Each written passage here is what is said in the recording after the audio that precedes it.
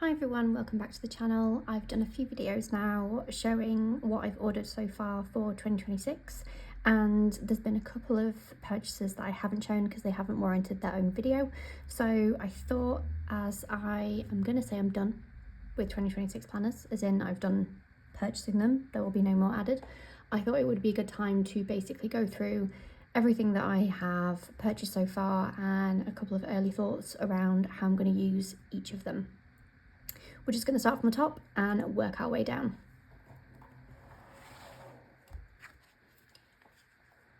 So first up is not this Midori calendar diary. This is actually just a cover that I've been using. So this is the cover for my 2025 one, but the one in my traveler's notebook for this year is the 2024 one because I preferred the colour. But basically, this year I've used this for my forward planning in my everyday carry planner, and at one point I wasn't going to be doing a purchase from Amazon Japan, and I couldn't see the 2026 version of this available in the UK, and so I started looking for a printable version. Obviously not of a specific Midori one, but of a Midori kind of style insert that I could basically just print and cut myself and then fit into, probably reusing the 2024 one again because it's yellow, fit into the sleeve of that and then basically just recreate that for this year in a printable format. As you can see from this, it did not go very well. This is actually a passport insert that I've then cut down to try and fit into this just to give it a sturdy cover, because the thing with this cover is it comes with a pen loop, so I was specific in that I did want to be able to have the pen loop again because that's what carries my pen. And yeah, it was a bit of a failed experiment, didn't really like how it turned out. I've done this a few times with printables. I can never seem to make the booklet part of it work particularly well, and printing it on my printer just always seems to be a bit of a faff.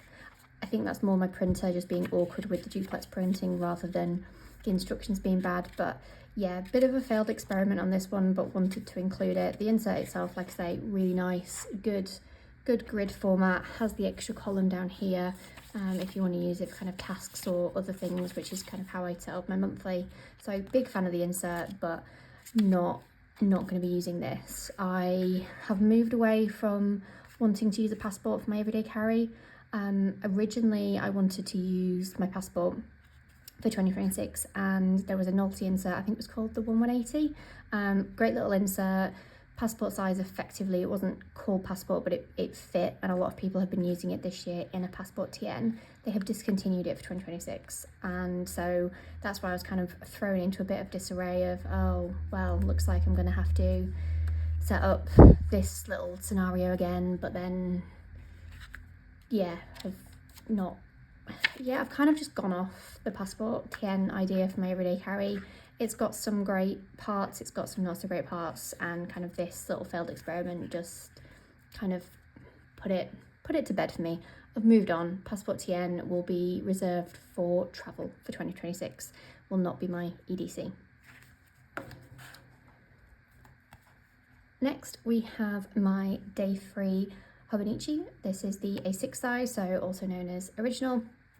This I'm going to be using as kind of commonplacing shop planner, YouTube planner, so content. So this is probably going to be my content calendar for the year. It's where I'll plan out all my Instagram if I can be bothered with it, but all my YouTube will go in here and ideas and things like that. And then this is basically just free space for anything. It'll be for shop notes, ideas, any other random commonplacing, so anything will go in here. Like, I think it will primarily be for Lethbridge paper, but it will very much just be, yeah, the one size fits all kind of notebook for any kind of go-to notes. Holiday planning will probably go in here. Yeah, I wanted something on the smaller side. I didn't need the cousin because that's effectively what I was using the cousin for this year, and you know, it's a lot of planner for not a lot, so this is my alternative idea for 2026. Let's see how it goes. But yeah, hopefully the small size will work really well for me, and that's the idea so far on that one. Next up, so I did end up doing a order from Amazon Japan. Bit of a last minute one a couple of weeks ago, just for a few bits that I wanted, and I threw this in at the same time. I didn't throw in the 2026 version of this because I have definitely moved on from Passport as my EDC for 2026, so I did just throw in this planner wise. So this is just what I've had this year in my Me Plus. Although I don't really think I'm going to be doing my main planning in here for 2026, I'll come on to that.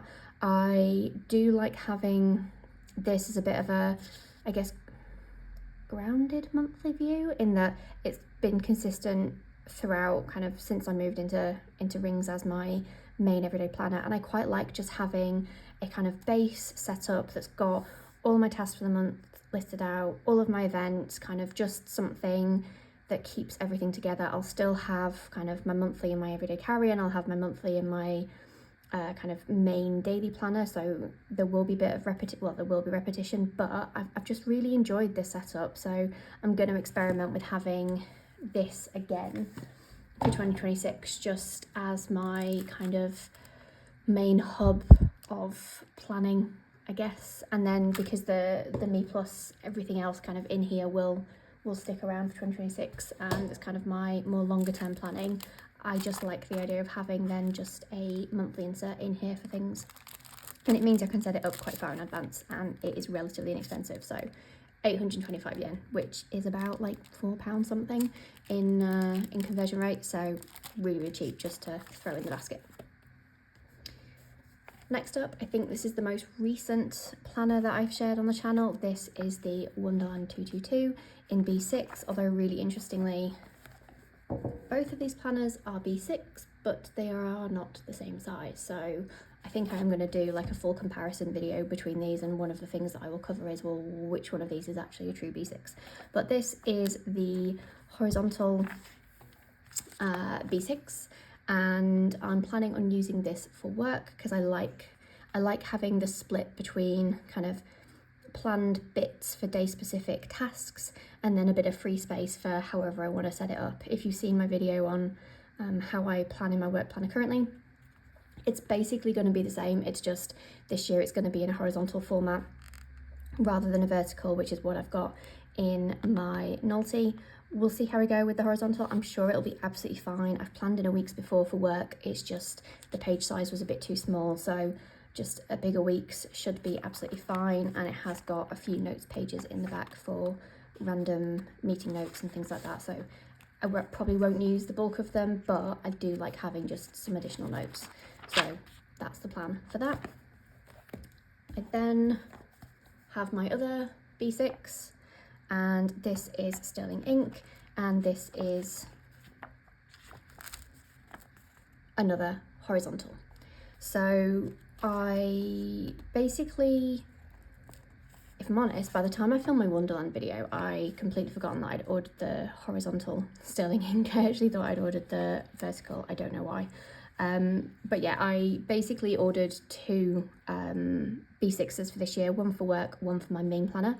And it was kind of a toss-up between the two, and I thought I'd basically see which one I preferred the most and then use that as my main planner. I think I do prefer this one. It has a few more notes pages, which may or may not be relevant because I've obviously got my commonplacing book, but I feel like this lays flat a bit better than the Wonderland 222, which I did mention in my video.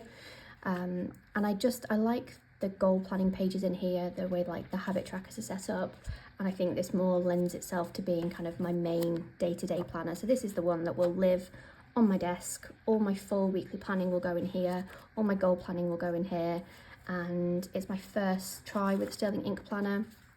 Pen tests have been great on all of the planners this year actually, so I'm really keen to get cracking with this.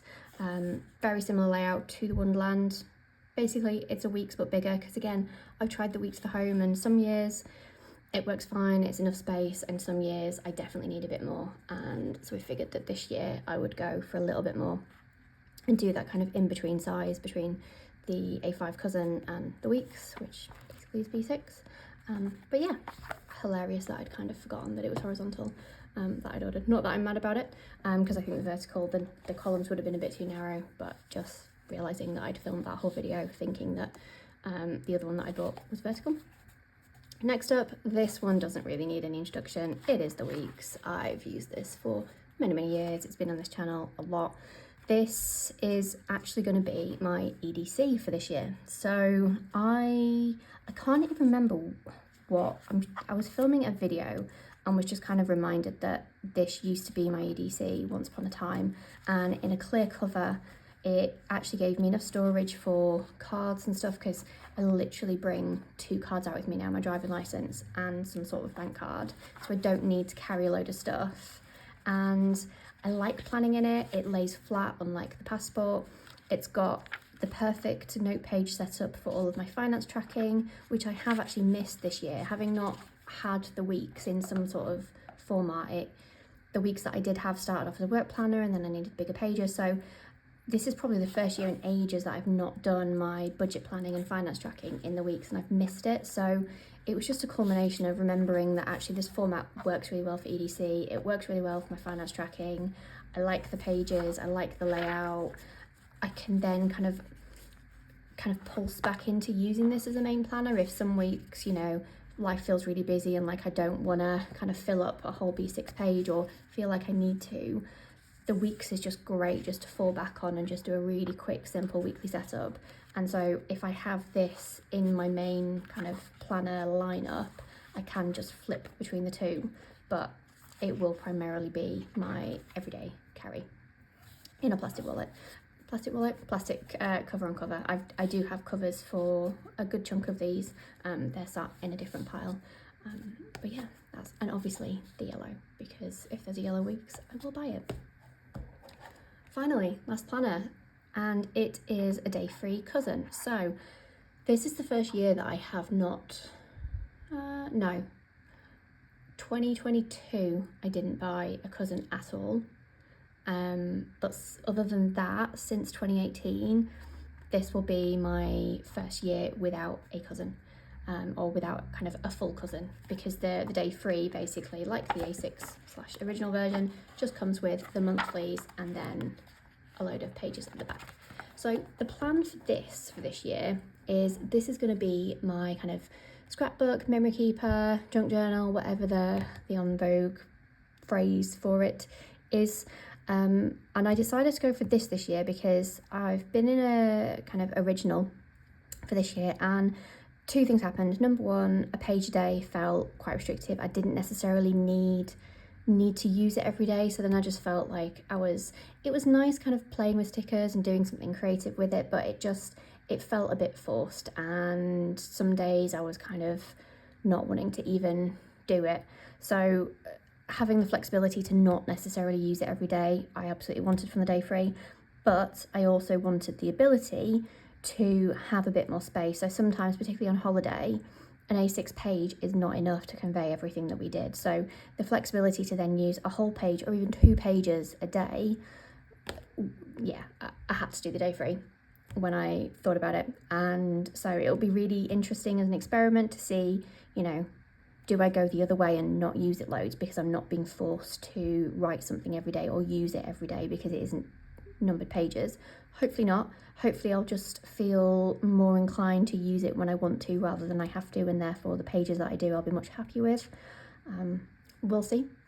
Hopefully this will work, and it'll be nice to get back to A5 in terms of memory keeping, because I've got 2 years now where my memory keeping was not in a A5 size, and you know, the OCD in me is like, oh, I don't like that on the shelf, it's a bit weird. At least the year that I didn't have a cousin, the 2022 year, I at least had to take a note in A5, so it's pathetic, I know, but I will like having an A5 to sit with the rest of my A5s from 2018 onwards. But yeah, that is the pile. Like I say, this should be it. Although now that I've realised I don't have any sort of vertical layout for this year, I'm a bit like, oh, that's different. Obviously what I was expecting when I ordered all these planners, but now I'm like, this will be, yeah, I guess other than 2022, although 2022, the taken note that I had was a vertical layout because it's a kind of vertical week on 4 pages. So yeah, this will be my first year since 2018 that I don't have some sort of vertical planning situation going on. Yeah, how's it going for you for 2026? Have you ordered everything? Do you know what you're using? Do you, are you fully kind of locked in on your planners? Have you got them all set up yet? That's another question. I have not set up any of these.